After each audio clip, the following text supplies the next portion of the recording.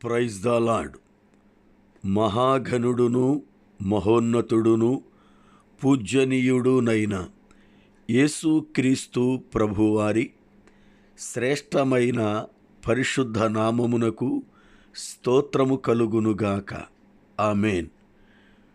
ప్రియులారా, ఈ దినము డిసెంబరు 14 శనివారపు ఉదయకాలము వేళ దేవుని వాక్యము వింటున్న మీ అందరికీ దైవజనునిగా నా హృదయపూర్వకమైన శుభములు. దేవుని కృపావాత్సల్యము మీకును మీ కుటుంబములకును సదాకాలము తోడయుండి నడిపించునుగాక. ఆమేన్. ప్రతి ఉదయకాలము వేళ దేవుని వాక్యమును విని ఆయనలో మనము వర్ధిల్లడానికి ప్రభువు మనకిచ్చిన ఈ భాగ్యాన్ని బట్టి దేవునికి మనమెంతగానో రుణస్థులమై ఉన్నాం. దేవుని పిల్లలుగా ఈ దినము కూడా వాక్యాన్ని విని ఆత్మీయముగా ఎదగడానికి, మన యొక్క కుటుంబాలను వాక్యానుసారముగా బలపరుచుకోవడానికి పరిశుద్ధాత్మ దేవుడు మనకు సహాయము చేయునుగాక. ఆమేన్. రండి, దేవుని వాక్యమును చదువుకుని వాక్యాన్ని విందాం. కీర్తన గ్రంథము 38వ కీర్తన 6వ చరణం. నేను శ్రమచేత మిక్కిలి కృంగియున్నాను, దినమెల్లా దుఃఖాక్రాంతుడనై సంచరించుచున్నాను. ప్రార్థన. సర్వోన్నతుడవైన మా పరమ తండ్రి, మీకు వందనాలు స్తోత్రాలు చెల్లిస్తున్నాను. మీ యొక్క కనికరాన్ని బట్టి ప్రతి ఉదయకాలం వేళ మీ మాటలు వినే భాగ్యాన్నిచ్చినందుకు స్తోత్రాలు. ఈ దినము కూడా లేఖనముల ద్వారా మాతో మాట్లాడుతుండగా వినగలిగిన హృదయం మాకు దయచేయండి, గ్రహించగలిగిన బుద్ధిని అనుగ్రహించండి. వాక్యం వింటుండగా మాలో ఉన్న ప్రతి విధమైన బలహీనత కొట్టివేయబడి మీ సన్నిధిలో ఆదరించబడి మీ కృపలో వృద్ధిల్లునట్లుగా క్షేమము దయచేయమని యేసు నామమున ప్రార్థిస్తున్నాను పరమ తండ్రి. ఆమేన్. ప్రభువునందు ప్రియులారా, దేవుని వాక్యాన్ని మనం వింటూ ఆత్మీయముగా ఎదగడానికి ప్రభువిచ్చిన భాగ్యమును బట్టి దేవునికి మహిమ కలుగునుగాక. దేవుని యొక్క లేఖనములో కీర్తన గ్రంథకర్త అయిన దావీదు ఎన్నో అనుభవాల గుండా తాను ప్రయాణం చేసి మనకు కొన్ని అనుభవాలను నేర్పడానికి జీవము గల దేవుని మాటల ద్వారా మనల్ని బలపరుస్తున్నాడు. నేను శ్రమచేత మిక్కిలి కృంగియున్నాను, దినమెల్లా దుఃఖాక్రాంతుడనై సంచరించుచున్నాను అన్నాడు. సంచారం అంటే తిరగడం. దినమెల్లా కూడా ఏడుస్తూ తిరుగుతున్నాను అని దావీదు మాట్లాడాడు. దావీదు భక్తుని యొక్క జీవితంలో ఏడవవలసిన పరిస్థితి ఎందుకొచ్చింది? బాల్య దినముల నుండి దేవుడు తనను రాజుగా అభిషేకించేసే వరకు ఒక జీవితం, రాజైన తరువాత మరొక జీవితం. అయితే బాల్య దినాలలో గొర్రెలను కాస్తూ ఆనందముగా ఆడుతూ పాడుతూ తిరిగిన జీవితం దావీదుది. రాజైన తరువాత కూడా ఎన్నో జయాలను చూస్తూ ఎంతగానో కీర్తి ప్రతిష్టలు పొందుతూ దేవునికి బహు ఇష్టడుగా జీవించిన జీవితం దావీద్ది. అయితే శ్రమచేత నేను కృంగిపోయాను, దినమెల్లా కూడా ఏడుస్తూ తిరుగుతున్నాను అన్నాడు. దావీదు జీవితంలో ఈ పరిస్థితులు మనం గమనం చేస్తే సమూయేలు 2వ గ్రంథము 15వ అధ్యాయం 30వ వచనాన్ని ఒక్కసారి మనం చదివితే, అతడు ఏడ్చుచు ఒలివల కొండ ఎక్కుతున్నట్లుగా, కాళ్లకు చెప్పులు కూడా లేకుండా తలపైన ఒక రుమాల కప్పుకొని ఎక్కుతున్నట్లుగా లేఖనాన్ని చూస్తాం. కారణమేమిటి అంటే, కడుపున పుట్టిన కొడుకైన అబషాలోమే దావీదు మీద తిరుగుబాటు చేశాడు.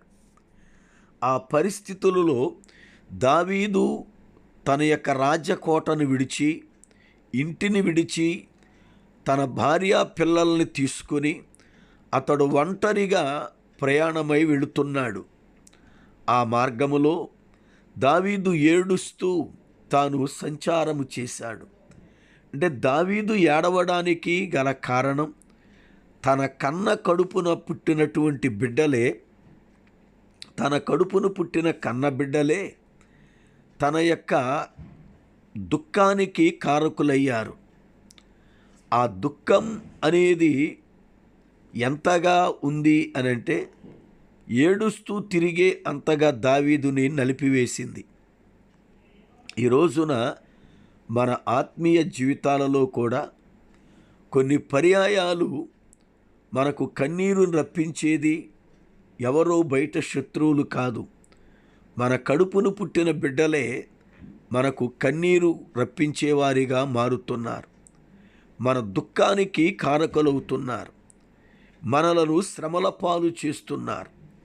ఈ రోజున అనేక కుటుంబాలలో పిల్లలను బట్టి శ్రమల పాలై కృంగిపోతున్న తల్లిదండ్రులు ఎంతోమంది.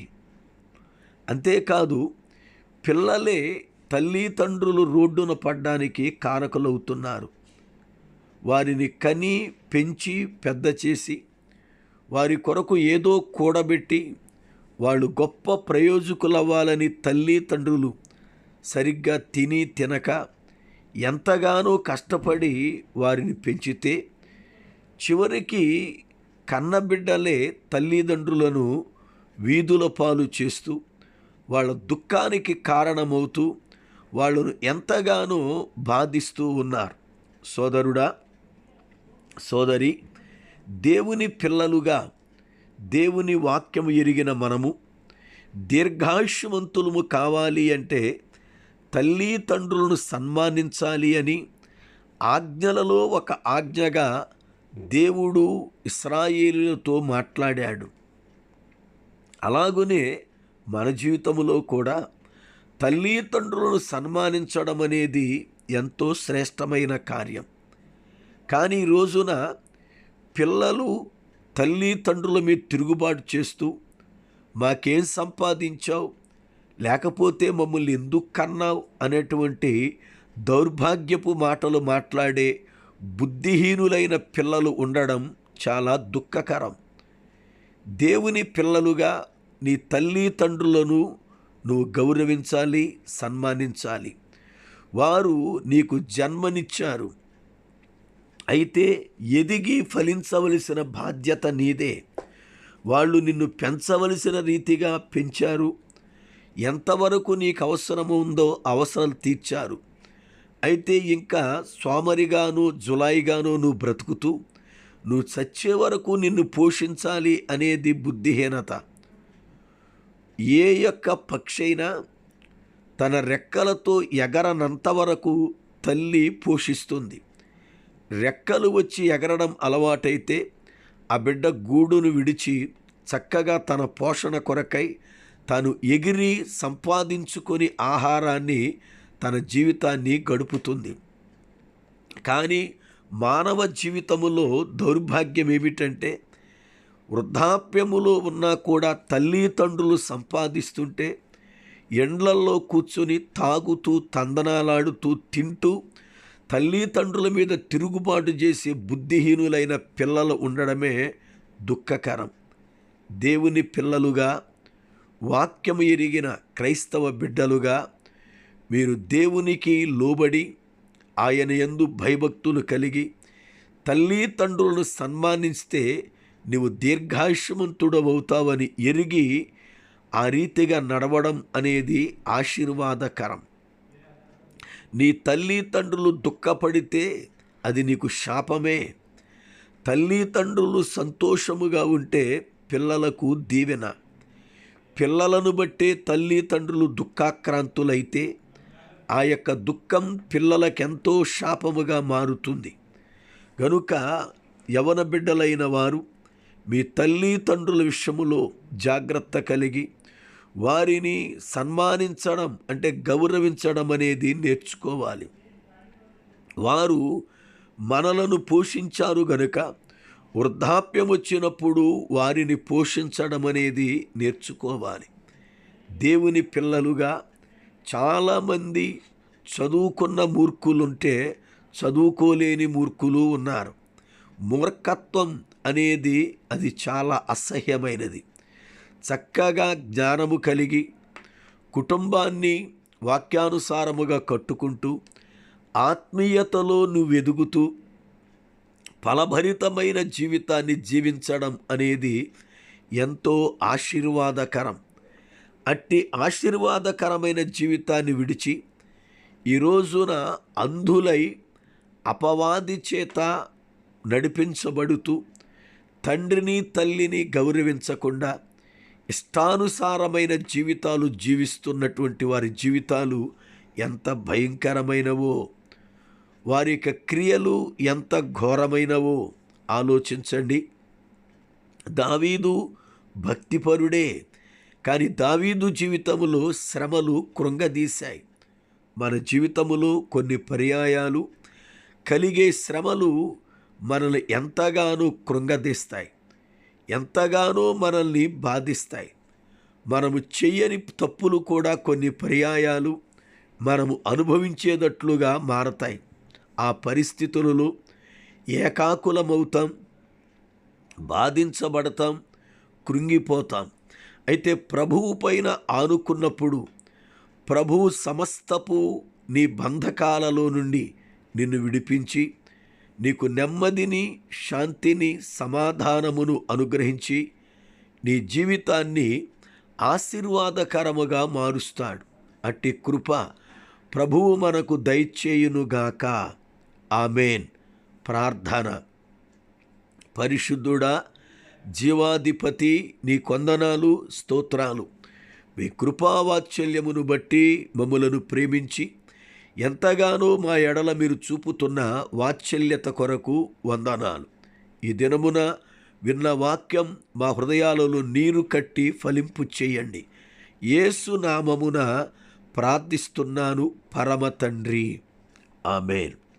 మన పరమ తండ్రి అయిన దేవుని ప్రేమ, ఆయన కుమారుడైన యేసుక్రీస్తు ప్రభువారి శ్రేష్టమైన కృప, పరిశుద్ధాత్మ దేవుని యొక్క అన్యోన్య సహవాసము, ఆయన సన్నిధి మనకు సదా తోడయుండి నడిపించునుగాక. ఆమేన్.